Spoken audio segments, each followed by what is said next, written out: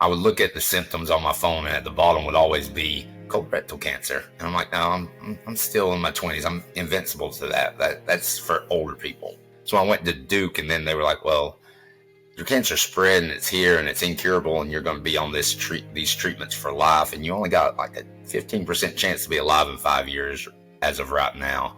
And that's when I just completely shut down.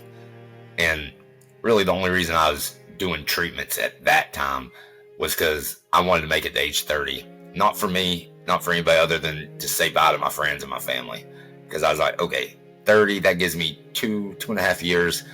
I can make enough memories, I can tell them bye. Because if this is my life right now, I didn't want it to be a 10, 15, 20 year life doing what I was doing then. There's days where I can't look myself in the mirror and I think I'm doing everything wrong and, just don't know which way to turn. I was a college football player. I got hurt. I gained a lot of weight because I enjoyed college a lot. So started 2015, I started working out with one of my old high school coaches doing CrossFit. Wanted to get in shape. Then around Memorial Day in 2015, I felt a throbbing in my abdomen. And I thought it was a pulled muscle from a workout that I did. Over the summer, it would come and go, but it was getting worse. I started not wanting to eat. I started having really bad indigestion. Couldn't use the bathroom much. Started having blood in my stool. And in my head, it was always an excuse. You changed your diet. You're trying to lose weight. And then I was just losing an insane amount of weight, like 4 or 5 pounds a week. And my skin was turning gray. I was pretty much going to work and then coming home and going straight to bed and sleeping 12 to 14 hours a night. And I've never been that person. Even I would love to be able to sleep 12 hours a night now, but, and then my mom made me go to the doctor, and by that time you could see what was the tumor throb through my skin if I put my shirt up against my stomach. And he sent me right to a CT scan, and within a week I was in surgery. To like, oh yeah, you have colon cancer, and now you got to go get surgery, and you're going to have chemo, and welcome to this world. After I had surgery where they removed 80% of my colon, they thought they got all of the tumor. I had clear margins, but then they were doing, your frontline full FOTS chemo, which is pretty much just cleanup chemo to hopefully kill anything that was still left. That's 6 months. So I was there from November to about April doing that every 2 weeks. And I had a colonoscopy and my colon was clean. Scheduled scans for, I think, like a month after that. But all indications were I was good. And then about 6 weeks after my last round of chemo, then I felt that throbbing in my abdomen again. Didn't want to believe it was the cancer again. I was like, oh, it's going to be scar tissue. But I was at the doctor about an hour before he opened that next morning to waiting on him. And then it was just a constant kind of numbness going through all the scans, then the biopsies, waiting on results. And it wasn't really when my oncologist in Asheville told me, they were like, because I kind of figured after they took a biopsy that, yes, this is cancer. And I'm like, in my head, okay, I can do 6 more months. That's doable to do another treatment. Hopefully this will be done with it. And it turned out that the cancer had been growing and that the chemo wasn't doing anything to my cancer. And it had been growing in my abdominal wall. And then I had lymph nodes in my chest, abdomen, and pelvic that all had cancer in it then. So that's when they classified as, stage 4. And because it wasn't in a solid organ, the term incurable was used there because they can't just remove it. A lot of failed treatment plans, treatment drugs. A clinical trial later that year saved my life. I'm still on that drug now after it's approved. My perspective changed just because I became more knowledgeable about what a clinical trial was and the process. I was in that weird kind of situation where my clinical trial, it was the last option. There was no FDA approved drugs left for me. There was no other trial options. It was just this or you're going to hospice and you're going to die. So I hadn't, I was 28. I was like, I still will need to be here for a few more years at least. So I was all in. But I was so misinformed when I started the process. I thought I was going to have no power. I thought they were going to tell me what to do, how to do it, be an experiment. And through that process, I learned that the patient, we have all the power in a clinical trial. Like, you are in charge of what you want to be done to your body, the drugs that you want. You can stop a trial at any time. And so I think that perspective of it changed. And then the more I've got into it, the more I've done with advocacy in the clinical trial space. All clinical trials aren't just for the life-saving drug. It's how long you're on the drug, about how the quality of life is, is it improving or is it getting worse throughout the drug cycle? And so that just opened up more doors and showed me the importance, especially with quality of life for being an AYA cancer survivor. We got hopefully a long life to live. And you don't want to go through something and not have a good quality of life for it. So just seeing those aspects in the clinical trial definitely changed my perspective and has made me want to, kind of help share that information so other people can see that. It's something I've definitely grown into, because when I first started and I first was going through treatments and everything, I didn't really know what quality of life was. I was just like, yes, give me the treatment. I need to survive. Everything else can be dealt with. It wasn't until later on that I was like, well, no, I really need to enjoy this life. I'm not going through so much hell to not enjoy or not have the good days or the good times. And once my brain kind of made that connection, that's when I really started advocating for that. Because there's so many people, as great as researcher and developments are in, pharma or the research side of it, if they've never been in your shoes of being a cancer patient, they're like, oh, well, they want to take the drugs because they want to live. Well, yes, but also you got to have a life worth living to do it. So to be able to be that voice in those rooms and those sections is everything to me, because I know how important it is and how it can make all the difference of somebody wanting to try a new drug or not want to because they're okay with their life right now because they actually get to enjoy it. It's a proven FDA approved drug now, thankfully, and it's went to many different cancer types across there. It's great, saved my life, but it's definitely been different because, again, I'm kind of a weird patient where the drug did good enough to keep my cancer from growing, but it isn't going to ever kill all of my cancer. So that's why I'm on constant treatment. There's so many people, even in the colorectal cancer space that I'm in so much, that I've never heard of Lynch syndrome until somebody tells you about it. It's just so many people don't know about it because genetics is newer, but it's still just not the hot trending topic, I guess, yet.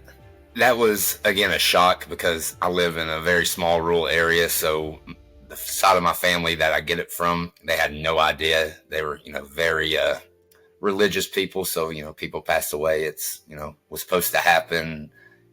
They didn't really know much about genetics a lot when, my grandma and them, family were going through it all. But it's just, again, opened my eyes to the constant screening, the multiple different, tests and stuff that I need to have from now through the rest of my life so I can stay hopefully one step ahead of the Lynch syndrome.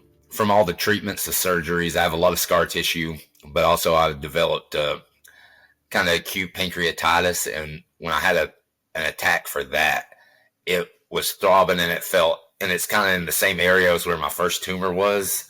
And so I freaked out, went to the emergency room. Then they were did the scans. They're like, oh, there's nothing there. So you're fine. Everything looks normal, but you have this. So any pain in my abdomen that isn't just this normal tenderness, because 10 surgeries and all that scar tissue, the abdomen's always tender and kind of painful. But any random pain, your mind automatically goes back to, oh, the cancer's growing again. It's moved. It's doing something. And I think that's just, unfortunately, part of this life and will forever be. But there's been a few instances where it kind of takes your breath away. When you're a cancer patient, and then especially when COVID happened, online groups were crazy. That's all people were really doing. And to be honest, I really didn't like many of them because it felt like I was sitting right back in my doctor's office and people were just asking medical advice and talking about, reviews of their whole treatment plans and appointments. And this guy asked me to join Man Up to Cancer and see how I liked it. And I was like, okay, I'm just going to do it so he couldn't quit messaging me. I'll probably leave after a few days and, there. But it was completely different. It wasn't about medical advice. It was just kind of men hanging out. And in the height of COVID, it was, refreshing. And then some guys in there kind of bugged me enough to apply to be an ambassador with Fight Colorectal Cancer. So I applied to theirs so they would quit bugging me for that too, because I was like, who wants to hear what a guy from a town in, Western North Carolina of 1,500 people has to say about all these big issues? And when I did that, and I said yes to a few things after that, it's snowballed into getting to do stuff with the Colon Cancer Coalition, and then moving advocacy into the AYA space and the clinical trial. But my favorite things I get to do, probably, I love going to Arizona every year for the Cologuard Classic, which is it's an advocacy event, but it's also more like we get to celebrate another year of being here. With the AYA space, Stupid Cancer has an event called CancerCon, which is all, 15 to 39-year-olds who are diagnosed there. And it's really centered around like peer support and community, instead of all the other stuff that a lot of conferences I go to is, all educational, clinical trials, the drugs, the treatments. This is just about finding that community and how much it can be beneficial. It changed everything. Finding human connection and community changed everything. When I started talking about this and, joining some groups, a random, connection request on Instagram, I started following a person who ended up being my very best friend in the world right now. She is a mama too from Phoenix, Arizona, and I'm me from Western North Carolina, but that's the one person I talk to every day anymore, and we became best friends, and that just kind of showed me what connection and what, shared experience can do. Like, there's a lot of people who are like, oh, well, those are your cancer friends, and I think there's levels to that, but so many people that I've met through cancer have became like some of my best friends in, life outside of cancer and just regular life too. And just finding that and having that shared connection of what we've all been through to still be alive, it does something, because they're not asking you to explain every little detail of your life with cancer. Like people who haven't had it, they want to know so they can try to relate. And that it's really hard to put into words of just how much weight that takes off your shoulders to just be with somebody or a group of people who are like, yeah, we get it. Yeah, mental health is definitely complicated. It is not linear at all. There's times where I feel like I'm doing really good with the mental health and the anxiety, the stress, the depression of just everything over the last 11 years. And then there's days where I can't look myself in the mirror and I think I'm doing everything wrong and, just don't know which way to turn. And I think acknowledging that is like one of my biggest growths, because used to I would just be like, oh, it's all in my head. I got to push it down, keep going. But acknowledging that there are those days has been probably the biggest growth that I've had here over the last couple of years, and to be able to do that. But it is something I talk about a lot, because especially as a, man and that grew up in the South and a very Southern Appalachian culture, you're not supposed to talk about it. There's still people in my community and people that know me from before cancer that don't understand why I talk about the, dark side of mental health as much. But anybody that can see somebody like me being able to talk about it and feel comfortable to go and get help or reach out to somebody there is the main reason why I do it. And it also helps me a lot. Like, therapy saved my life is great, but doing me just getting the thoughts and the feelings out of my head and out into the world, no matter how they're taken, is a really big form of therapy.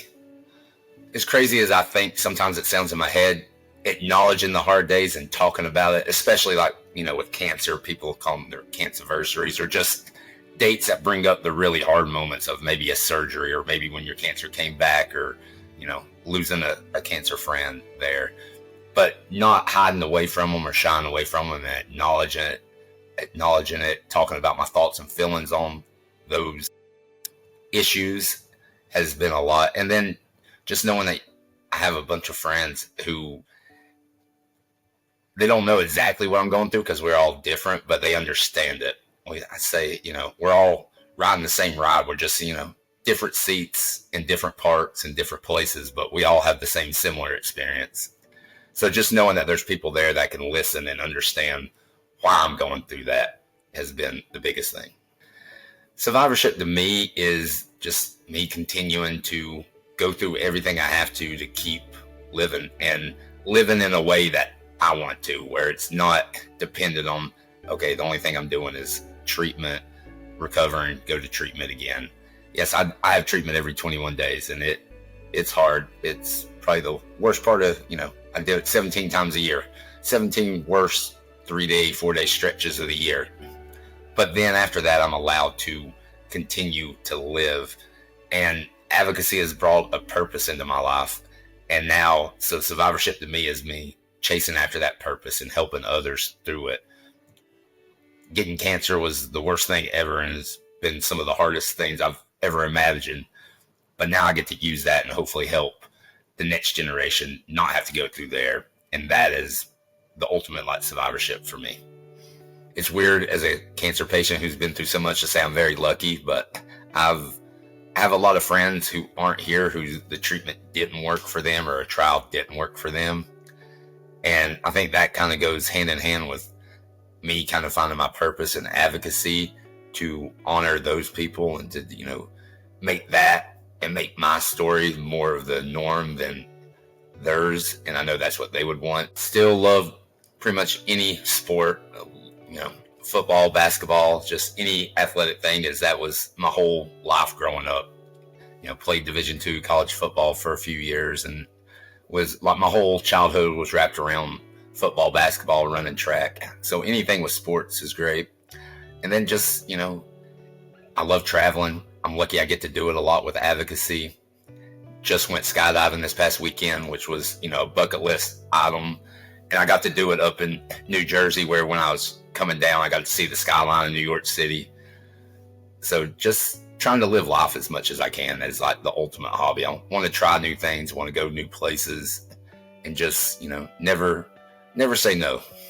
I get to travel a lot this year. I'm multiple different cities for advocacy work. I'm finally a keynote speaker at a major conference later this November. So that was kind of like a bucket list thing. And then hopefully sometime in the future, I would love to go and attend the conference, in Europe, or go overseas and do that and start traveling over there.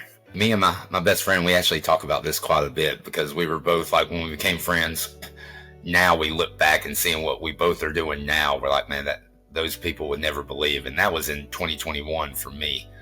So to go back even farther, I would say that your life is going to take some crazy and unexpected turns. You are going to do things that you think are impossible right now. Like, I never imagined I could get up on stage and talk to people, and especially about the topics I'm talking about. But also just don't take anything for granted. I think in my life before I got sick, I was, just working just to pay the bills, to go and enjoy those 2 weeks off a year or the weekends and that. And I was taking a lot of days and time for granted. And even when I first got sick, it was just like, okay, next treatment, I want to be done with this, looking 6 months ahead. So I think mainly just try to embrace the moment more as I am now. But 11 years ago would have been a lot better. Don't isolate, and especially don't think that you're doing something wrong just because you're going through something or you're feeling some sort of way, because there's so many people out there who are feeling that same way, thinking the same thoughts, and going through the same things. Maybe a little different, maybe not the exact the same, but it isn't your fault, and it isn't you doing anything wrong. So just reach out and don't isolate from it all.